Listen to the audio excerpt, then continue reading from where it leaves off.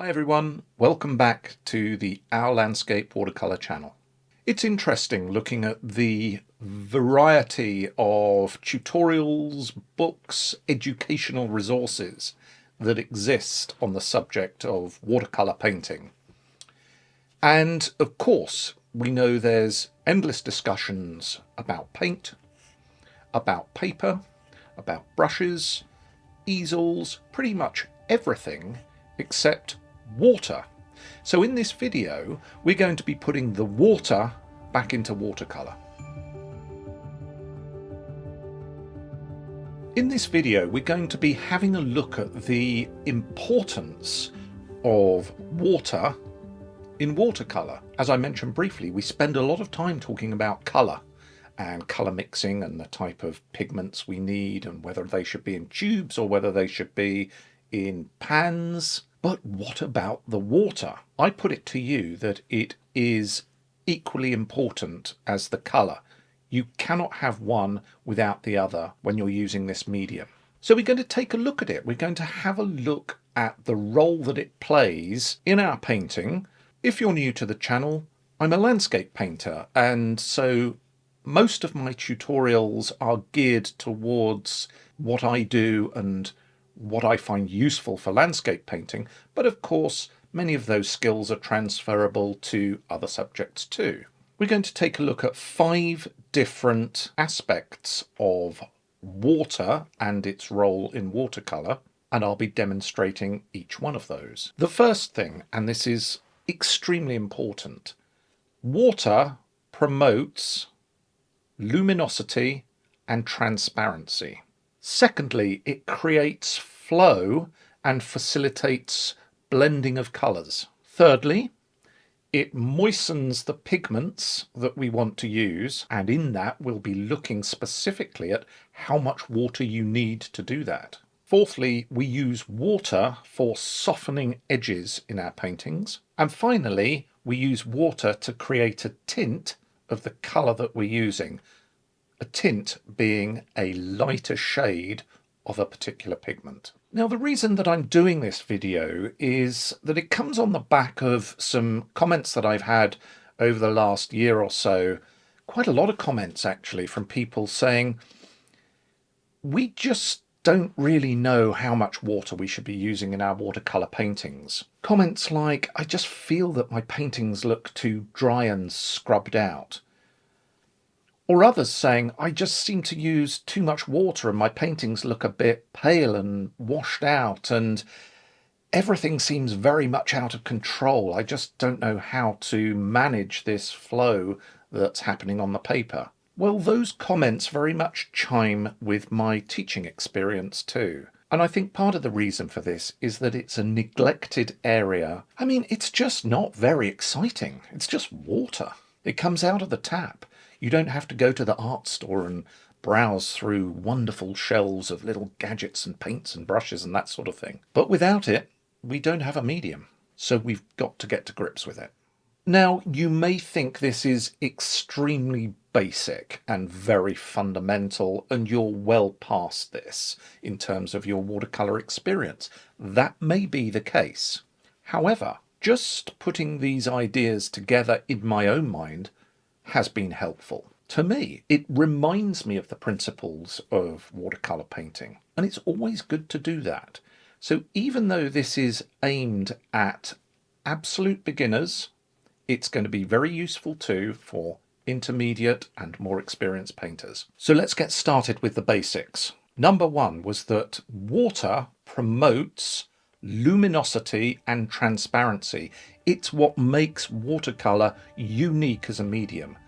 It's what gives a watercolour that watercolory look that we all love and enjoy and want to replicate in our work.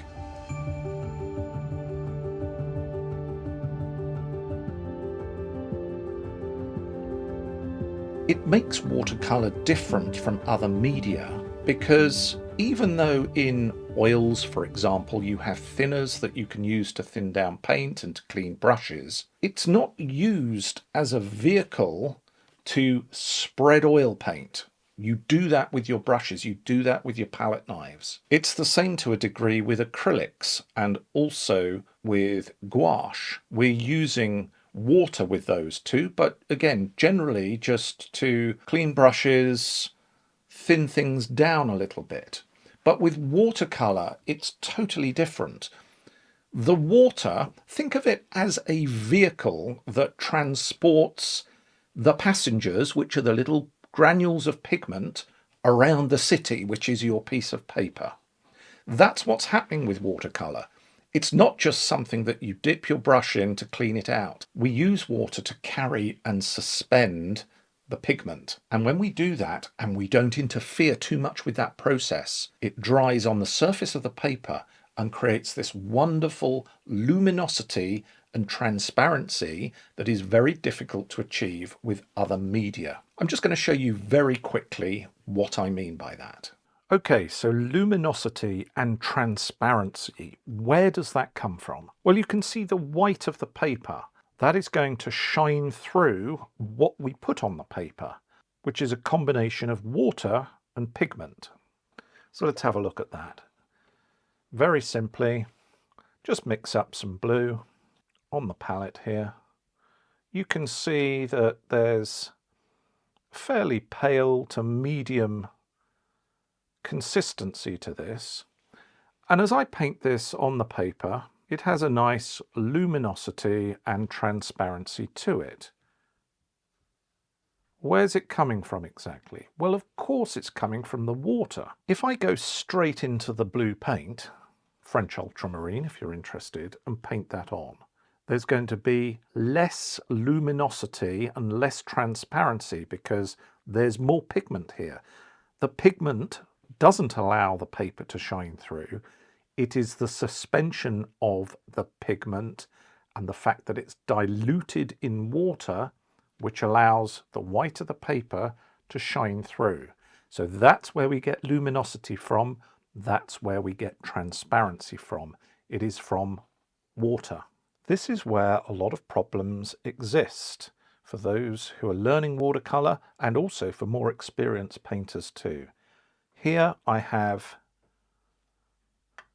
a medium strength to pale wash of ultramarine again, and as I paint that on the paper, can you see how much wet paint is there? It has a lot of water in it, it has a lot of pigment, and I can keep moving that down the paper. Look at that lovely pool or bead of paint there, how juicy that is. If you're not getting that when you apply paint to the paper, it's probable that your painting is going to look too dry and your wash that you're putting down will lose luminosity and transparency. You need this here. And I don't know if you can see, there's a little granulation going on here. That's because the water's just allowed to settle on the dry paper. The pigment is suspended in it. It moves around a little bit and then settles. If I can now leave that alone, that's going to dry with a lovely luminosity and transparency to it. Now, to give you the opposite example of that, this is what I sometimes see. Small brush with not much water, a little bit of paint mixed up like this, and it's painted onto the paper like so.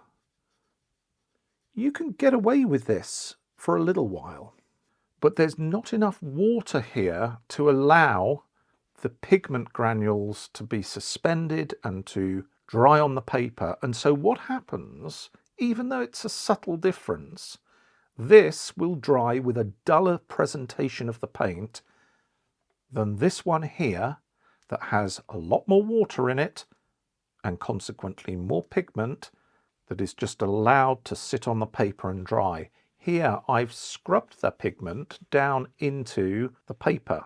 The surface, when it becomes wet, becomes quite vulnerable, and so you want to be careful with it. Scrubbing with a little brush like this and not enough watery paint creates a duller presentation of the pigment. So a larger brush full of water and pigment you can see you've got this bead that's coming down the paper. Tilt your board at a slight angle, which mine is, and this bead moves down the paper with your brush strokes. You know that you're making progress with your watercolour, that you're going to get that lovely watercolour look if you paint a wash and you start to get this bead at the bottom of the shape you're painting with your board at an angle. I would put it to you that if you're not getting that, you're painting too dry. This technique, my friends, is where luminosity and transparency come from. It's not from the type of paint that you buy. It's not from the quality of the paper you use. It's not from how many pigments you mix together on your palette. Dull, muddy washes come from not enough water and a dry, scrubbed application of paint. So we can't do without water. If we want that beautiful watercolor look, we need to use lots of water, lots of pigment. Okay, so the second thing that I want to look at follows on from point number one, and it is that water facilitates the flow of the paint, and we use it as a way of blending colours together. Now, this goes back to what I was saying at the start, where sometimes people will say to me, I'm just getting this very dry effect with my watercolours, and it just doesn't seem to look like a watercolour.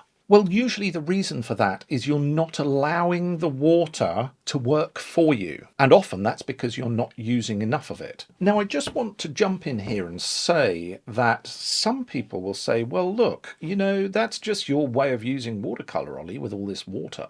Really, does it matter if I just want to squeeze a load out of a tube and plaster it onto the paper? Well, no, it doesn't. You can do whatever you like. This is a creative exercise or a creative endeavour that we're engaged in here. You can do whatever you like. There's no hard or fast rules. But I am a traditionalist, and watercolour looks the way it does because we use a lot of water when we paint. It's like saying, well, you know what? I really like eating with a fork. You know, it works really well for me. I'm really good at it, and I just like eating with a fork. So I'm going to eat this bowl of soup with my fork. Well, good luck to you, and it may take you a while, but you're not using the fork really for what it was intended. Your fork's intended for steak and chips, not soup. Watercolour is intended and it is formulated to be suspended in water so that it can flow and it can be blended. So I'm going to have a look at that. Let's just do a little exercise on the paper and I'll show you the way that the pigment flows when we allow the water to be involved, when we give water the prominence that it deserves. Okay, so our second important observation about water is that it creates flow and it facilitates the blending of different colours. I'm going to demonstrate that in two ways. Let's start off with our nice mix of blue here on dry paper.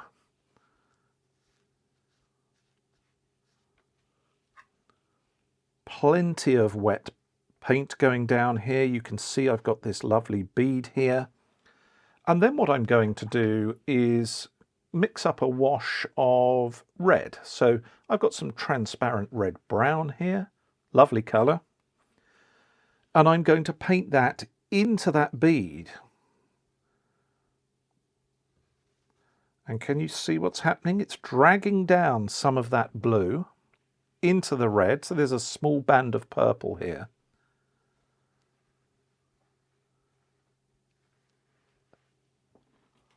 And those two colours have merged together. It is the water that is allowing the blue pigment granules to flow down with gravity into the red such that they mix together and you get that purpley grey in between that watercolour is so good at.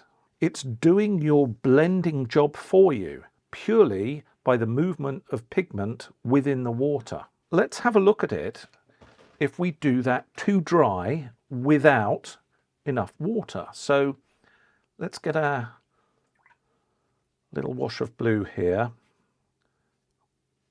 I've got a dry brush, and again I'm just scrubbing it onto the paper like this. And then I'll have a dry mix here of the red. You can see there's a little bit of merging here, but this is all too dry. It's not allowed that pigment to flow together and blend beautifully. It's a much more harsh transition. And if we take that to the extreme, we end up with something like this. All pigment,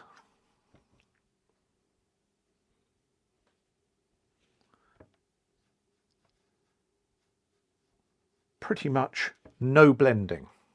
You've got a soft line between the two, but there's no soft transition, which is where watercolour starts to look so beautiful.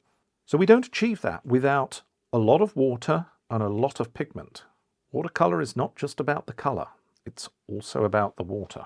Now the second demonstration of flow and blending that I want to show you involves wetting the paper first with clear water, and I'm going to be using what's called a wet on wet technique. I'm going to be dropping a wet mix of water and pigment into this area that's now wet. I'm looking at it and I can see it's shiny. My light over the top is shining off this, and I know that when I drop paint in, it's going to run everywhere. See that? It's flowing out far more than it was when I was painting on dry paper. Also, because there's water here, it is effectively diluting my mix of paint even further. So you can see I can allow this blue to run everywhere, and I can just keep loading more and more pigment into here, and it's going where it wants to go, albeit directed by my brush to a degree. And then I can drop in some red, and you can see it's going to mix on the paper. It's the water that is already here that is creating this flow and allowing these two colours to merge together and to blend. Now play around with this. Just keep dropping more pigment in. Drop some quite concentrated paint in here, and then tilt the board and see what happens to it. You can see water running down here. You can see pigment running this way.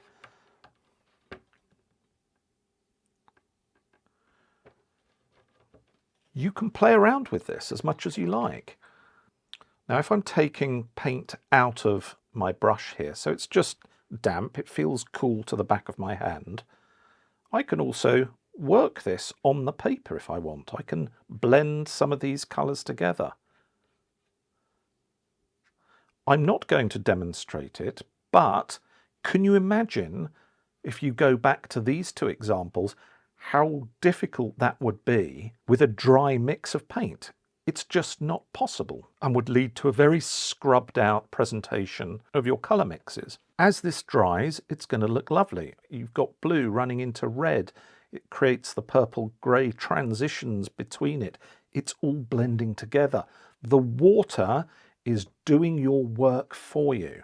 So both of these demonstrate the flow of watercolour, and it's only possible by using plenty of water in your mixes, allowing and freeing up those pigments to run around, to move about, to merge, to blend, and to create these lovely effects. You're just not going to get it if you're painting too dry like this. You need water for watercolour. So the third thing that I'd like to look at is perhaps more of a technical or mechanical issue. And it's how much water we should use when we put paints on our palette, certainly for mixing before we put them on the paper. Do we fill our palette up with a huge great reservoir of water and then drop small amounts of pigment into it? Do we squeeze out our paint onto the palette and just add a few little drops of water? Is there a right way of doing this? Well, of course there isn't. And the way that I do it is just a way that works for me. I'm going to show you that now, and that might give you some ideas to take forward. So the third observation about water and its importance for watercolour is that we use it to moisten the pigments that are on our palette. Now, It may be that you're using pans where the paint is quite hard and you need the water in order to pick up some paint, or you might be using tubes freshly squeezed out, which are full of juicy paint. Either way, you're going to need the water. I tend to squeeze out my tubes onto the palette and use them nice and fresh. Inevitably they dry up after a while, but they're easy to re-wet again. But what people say to me is, Ollie, I just don't know how much water to start off with in my mixes. Well, do you know what? I don't really.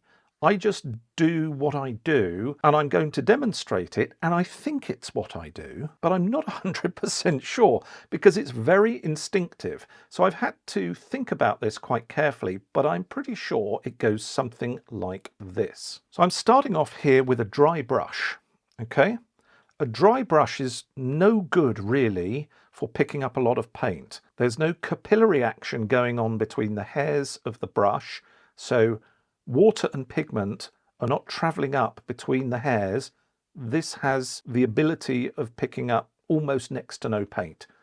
However, if we get the brush wet, then any mix we make is going to run up between the hairs of the brush. So it's important to ensure first up that your brush is thoroughly wet through. So that's what I always do first. And now I know it's full of water, I'll tap it a couple of times on the edge of the pot. That's only really just to stop it just dripping everywhere. And I'll put some down in the palette. I'll usually do that again. Another tap, some more in the palette. So my palette surface is wet. Then I'll go back in here again and then into my pigment. And I will get a decent amount of it on the brush, into the water on the palette, and then what I'm painting essentially here is a sort of mid to light wash. This one's burnt sienna. Lovely colour, isn't it? Fantastic for a lot of landscape work. But that's what I tend to do, and I start off with this medium to light tone of whatever colour I'm using. Then of course, if I want to go darker, I will just add more pigment.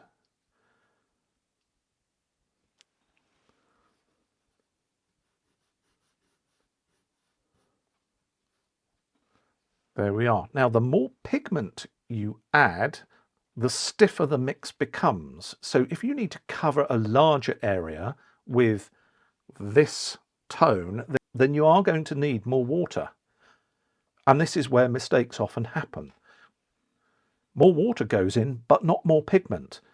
I'm afraid to say pigment has to be used. I know it's expensive and watercolor paint doesn't come cheap.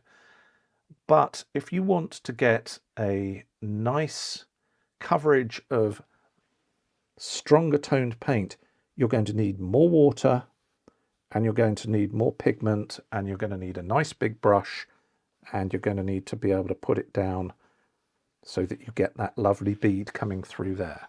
Two things that I see with regard to putting paint on the palette. The first of which causes a lot of problems. It's a very timid approach. So a brush might be wet. Some moisture can be taken out on a towel or a sponge or something like that. And then we'll use a very little amount of pigment like this with a little brush.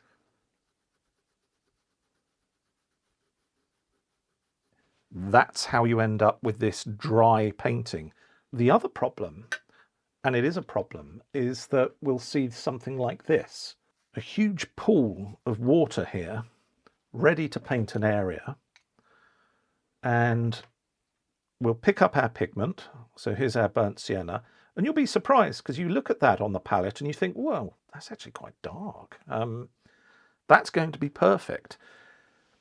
You'll put it down here and it's very pale, and it's going to dry even more pale than that, possibly about 30%. Once you've poured huge amounts of water into your palette, you're then playing catch up, trying to load up enough pigment to get the right consistency. So I don't recommend that method either. So once again, here's how I do it. Brush in, couple of taps, a little bit of water down, same thing again. back into the water, pick up some pigment. There you are. I can just see how that's moving. I know that's a nice sort of mid-colour of burnt sienna.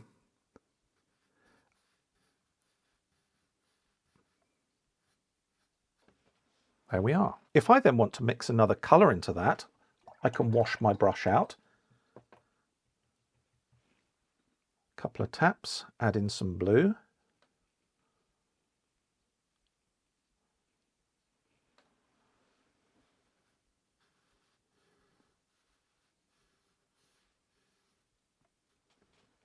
And keep going. So let's recap on that. Don't be timid with a small brush, just picking up one or two little bits of pigment. You'll end up with this, dry paintings.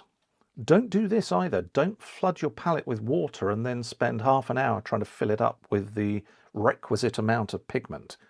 You'll most likely end up with that. Have a go at my method. It works for me. I'm sure other artists have equally acceptable ways of doing it that work for them. But like I said, it's a strange thing. It's never something I've really thought about. It's just become instinctive. So forgive me if I've got it a little bit wrong, but I have tried to observe exactly what I do, and I'm pretty sure it's something along these lines. Well, the fourth thing I want to look at is how we use water to soften the edges of a watercolour wash. This is important. We don't want hard edges everywhere in our painting. Combining soft and hard edges creates a lovely contrast and is a very useful technique. I'm just going to show you two different ways that I use water to achieve that. Have a go at both of those and you may find that one yields better results for you than the other, although I don't think they're necessarily mutually exclusive. I use both of these techniques at different times in a painting, depending on what's required. Well, let's go and have a look at that. Okay, so let's soften some edges of a watercolour wash, and we do that using water. And let's pick up some pigment on the brush here, and let's assume I'm painting the hull of a boat here, okay?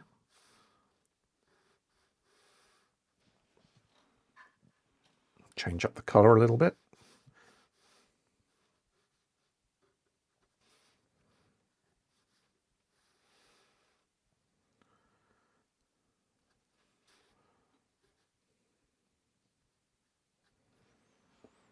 There we are. Now, what if I want the bottom edge of this, which is sitting in water, let's say, it's moored up in the harbour. What if I want that bottom edge to disappear? Well, I can soften that with clear water. And what I will do is I'll just wait for it to dry up a little bit, and then I'll paint some clear water underneath, and we will lose that edge there. If it's allowed to dry completely, that then becomes a hard edge, as do the other three. Okay, so you can see that the bead here has started to go. I'll get my brush with some clear water.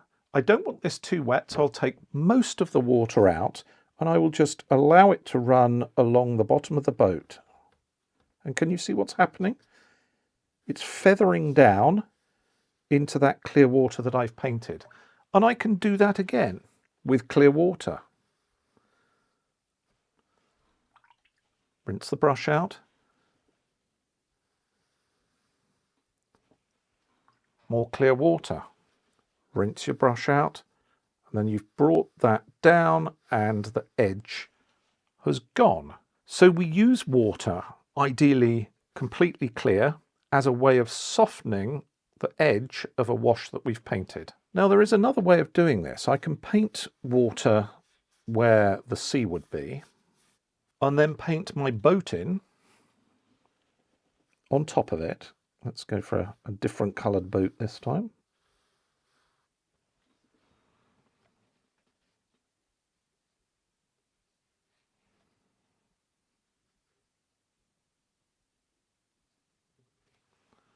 Change up the colour a little bit. Always looks nice to have a little bit of variety. And then you can see it's running down into the water there. Now it's more difficult to control. You can see that that water dragged a lot of the paint out of my brush, but that's easy to manage. You can always do that by running a brush along here, but you've lost the edge here, you've lost the edge there. Let's just look at it again. Shape here.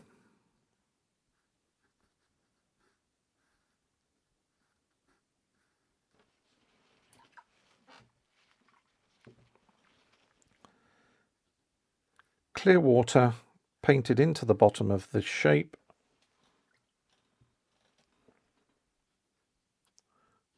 You can see each time I do that, each time I get a bit more water here, I'm taking most of it out on this towel that I have here, and that just allows the bottom edge of that shape to go. Or paint your water in first.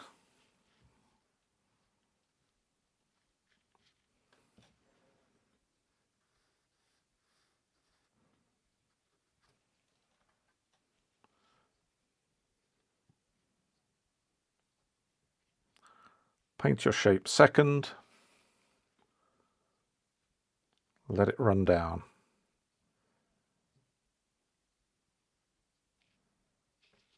Brush in, blend that through, that edge is gone. So water helps us to lose edges. Touching a wash with water or painting a wash down into water that's on the paper is a way of losing an edge. Now the final point that I want to look at is how we use water to tint a colour. Just a very quick bit of colour theory for you.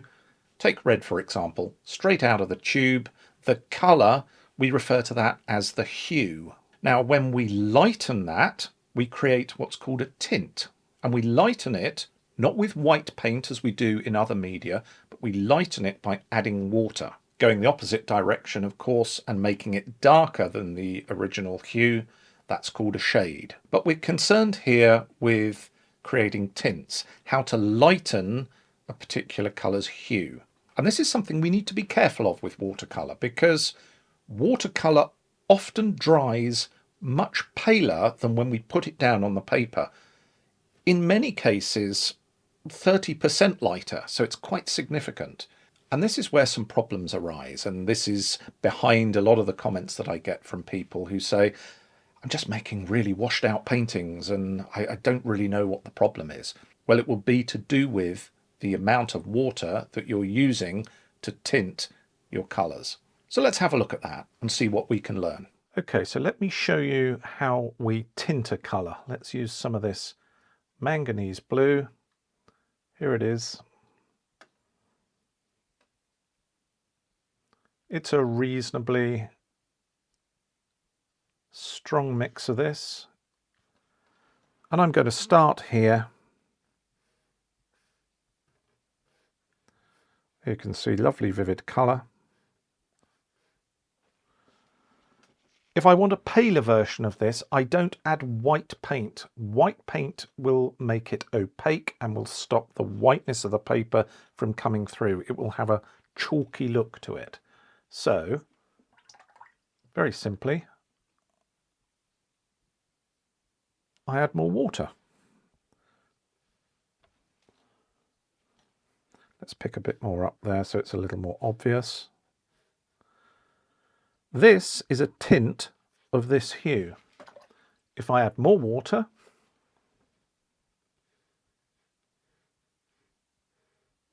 it's an even paler tint of manganese blue hue. So you need water to create tints, to create paler versions of any pigment that you want to use and any colours that you mix together. It's a simple concept, but it's worth stating. So whatever it is you're trying to achieve, you're going to need water. Here it promotes luminosity and transparency. By using a lot of water and a lot of pigment, we get these lovely, fresh, luminous results. If we don't use a lot of water and we paint too dry, we have a duller presentation of watercolour, and it doesn't have that wonderful luminosity, that delicate look that we love from watercolours.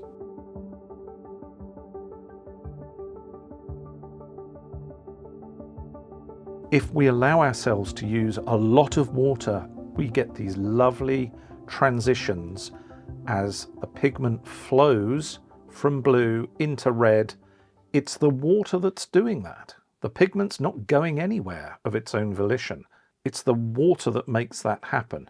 You just don't get that effect when you're painting too dry. We can see here with this wet on wet example where the paper was painted with water first and colours were dropped in.